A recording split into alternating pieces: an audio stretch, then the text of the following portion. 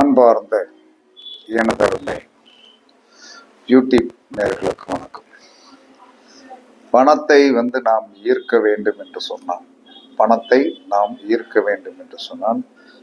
நாம் எந்த மாதிரி ஒரு நடைமுறைகளை செயல்படுத்தணும் அப்படிங்கிறத தெரிஞ்சுக்கிடணும். அப்ப எந்த மாதிரி ஒரு அமைப்பை நாம் தெரிஞ்சுக்கிடணும் அப்படின்னா, பணத்தை முதல்ல ஈர்ப்பதற்கு எதிரியை மன்னிக்கணும். எதிரியை மன்னிக்க காலையில் எந்திரிச்ச உடனே எனக்கு மறைமுகமாக இருக்கின்ற எதிரிகளையும் நேர்முகமாக இருக்கின்ற எதிரிகளையும் நான் மானசீகமாக மன்னித்து விடுகிறேன். அவர் எங்கிருந்தாலும் நன்றாக இருக்கட்டும், கண்ணுக்கு தெரிந்தவராக இருந்தாலும் நல்லா இருக்கட்டும், கண்ணுக்கு தெரியாதவராக இருந்தாலும் நன்றாக இருக்கட்டும் அப்படின்னு சொல்லிட்டு நீங்கள் மானசீகமாக மன்னித்தீர்கள் என்று சொன்னால் பணத்தை ஈர்க்கின்ற முதல் வழிக்கு நீங்கள் வந்துடுறீங்க. அதற்கு அடுத்த பண ஈர்ப்பு விதியில 2வது அமைப்பு என்பது உணவை தயவு செய்து குறை சொல்லாதீர்கள்.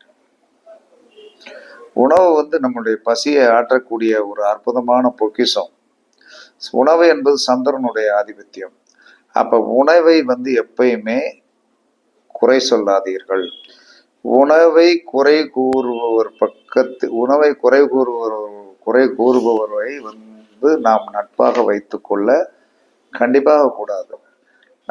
2வது என்ன சொன்னா, ஒரு பாசிட்டிவ் திங்கிங் இல்லாத நபர்களை நம்ம பக்கத்தில் வைக்க கூடாது. இப்போ ஒரு பிரச்சனைக்குன்னு வர்றாரு, வந்தவொடனே அதுக்கு நம்ம தீர்வு சொல்றோம். அடுத்து என்ன செய்வார் தெரியுமா? நான் ஒரு மாசம் எனக்கு டைம் கொடுங்க அப்படின்பாரு. அப்ப என்ன செஞ்சிடணும், அடுத்த செகண்ட் நீ வரவே வேண்டான்றணும். அவர் பிரச்சனைக்கு தீர்வு காண வராரு, ஆனால் தீர்வு காண வந்தவர் பிரச்சனைக்கு தீர்வு சொல்றோம், அதற்குண்டான செலவுகளை சொல்லும் போது என்ன சொன்னா, 1 மாசம் எனக்கு டைம் கொடுங்க அப்படின்பாரு. அவர்களை கிட்டத்துல கூட நீங்க அண்ட விடக்கூடாது. அதுவே உங்களுக்கு ஒரு பெரிய வெற்றியாக இருக்கும்.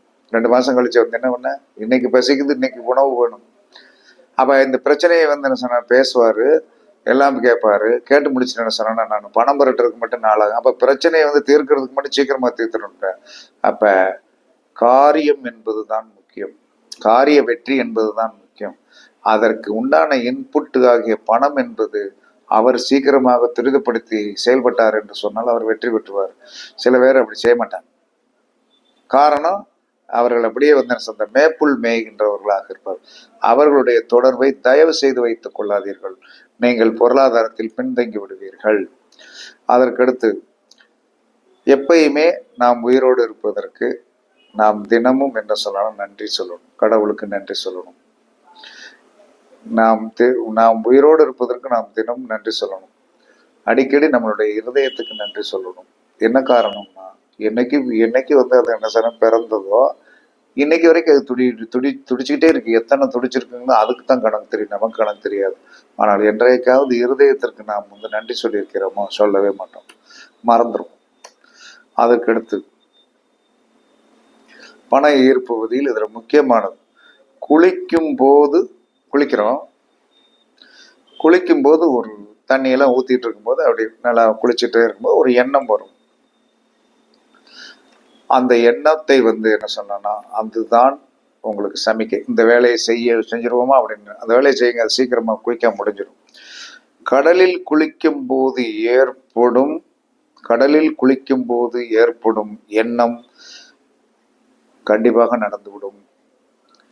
இதமான காற்று வரும்போது நம்ம ஒரு எண்ணத்தை எண்ணினோம் என்று சொன்னால் அது வெற்றி பெற்றுவிடும். அப்ப இதெல்லாம் பண ஈர்ப்பு விதியில முக்கியமானது. குளிக்கும் போது நம்ம எங்கேயோ நினைச்சிட்டு குளிக்க கூடாது. கடல்ல எப்பயோ குளிக்கும், அது வேறு விஷயம். உப்பு தண்ணீரை குளிக்கும் போது, ஏன்னா கடல்ல குளிக்கிறதுக்கு அர்த்தம் தானே. உப்பு தண்ணீர் வாரத்துல 1 நாள் ஊத்தணும். அப்ப அந்த உப்பு தண்ணீரை குளிக்கும் போது நாம் என்ன நினைக்கிறோமோ, நீங்கள் சோப்பு போடுவதை மட்டும் ரொம்ப சோப்பு போட்டா தான் அழுக்கு போடணும். முதல்ல உங்களை உடம்பை சுத்தம் பண்ணுவதற்கு தான் குளியல். உடம்பை ஃப்ரெஷ்னஸா வச்சிருக்கிறது தான் குளியலை. நிதானமாக குளிக்கணும். நிதானமாக குளிக்கணும். நிதானமாக குளித்து கொண்டிருக்கும் போது வருகின்ற எண்ணம் அது பெர்ஃபெக்டா அந்த என்ன சொன்னா அந்த உடல் வந்து சுத்தப்படு போகும்போது என்ன சொன்னா நெகட்டிவ்ல வெளியே போயிடும், தண்ணியை ஊத்தணும்னே. அப்ப அந்த நேரத்தில் வந்து ஒரு புனிதமான நல்ல எண்ணங்களோ, பணம் பொருளாதாரம் சார்ந்த ஒரு எண்ணங்களோ வரும்போது அது கண்டிப்பாக சக்சஸ் ஆயிரும். அத மாதிரி எண்ணணும். இதமான காற்று வரும்போதும், பச்சை புல்வெளிகளில் நடக்கும் போதும், சந்தோஷம் பீரிட்டு வரும்போதும், சந்தோஷம் வந்து பீரிட்டு வரும்போது என்ன சொல்லலாம்னா வந்து ரொம்ப வந்து நிதானம் இல்லாம இருப்போம். ஆனால் ரொம்ப வந்து கான்ஃபிடண்டாக வந்து ஒரு இடத்துல நடந்துகிட்டு இருக்கோம், கொஞ்சம் ரிலாக்ஸேஷன் நடந்துட்டு இருக்கும் வருகின்ற எண்ணம் கண்டிப்பாக வெற்றி பெற்றுவிடும். பண ஈர்ப்பு விதியில வந்து முக்கியமான அடுத்தது என்ன சொன்னோம், கொடுப்பதை வேண்டாம் என சொல்லக்கூடாது. அதற்கு நம்ம வேண்டாம், இல்லை எனக்கு வேண்டாம் அப்படின்னு சொல்லக்கூடாது, என்னிடம் இருக்கிறது என்று சொல்லணும். வேண்டாம் போ என்று சொல்லக்கூடாது. அதுவே உங்களுக்கு பண ஈர்ப்பு விதியில் வந்து நெகட்டிவான ஒரு விதியாக போயிடும். பண ஈர்ப்பு விதியில முக்கியமானது 17 செகண்ட் மேல், 17 செகண்டுக்கு மேல் நாம் ஒரு சிந்தனை செய்யும் போது அது நடந்துடும். அது ரொம்ப மோசமானது. 17 செகண்ட் ஒரு மனுஷன் ஒரே இதை சிந்தனை பண்ணிட்டு இருந்தாங்கன்னா அது நடந்துடும்.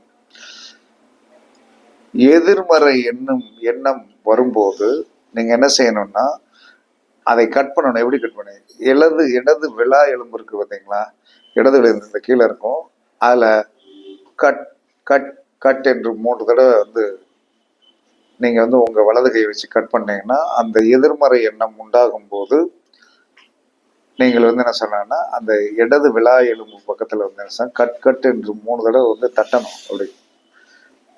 இப்படி தட்டணும். தட்டும் போது நீங்கள் கண்டிப்பாக வந்து என்ன சொன்னா அந்த எதிர்மறை எண்ணம் போயிடும். அதனால பண ஈர்ப்பு விதிகள் வந்து என்ன சொல்லணும், குளிக்கும் போது ஏற்படுகிறது. இல்லற வாழ்க்கை நடத்தி கொண்டிருக்கும் போது ஒரு கான்ஃபிடண்டான அமைதி நிலம், ஒரு அமிர்தம் என்று சொல்லக்கூடிய அந்த கலசம், அமிர்த கலசம் தான். அந்த நேரத்தில் வந்து உங்களுடைய எண்ணங்களை என்ன வேண்டுமோ இறைவனிடம் நடந்து. இது என்னுடைய குருநாதர் வந்து பொருளாதார தேவைக்கு என்னைக்கும் கஷ்டப்படக்கூடாது என்று சொல்லி வந்து 30 ஆண்டு 25 ஆண்டுகளுக்கு முன்னாடி சொல்லி கொடுத்தது. கண்டிப்பாக அது நடந்ததா அப்படின்னா நடந்தது, நன்றாக நடந்தது.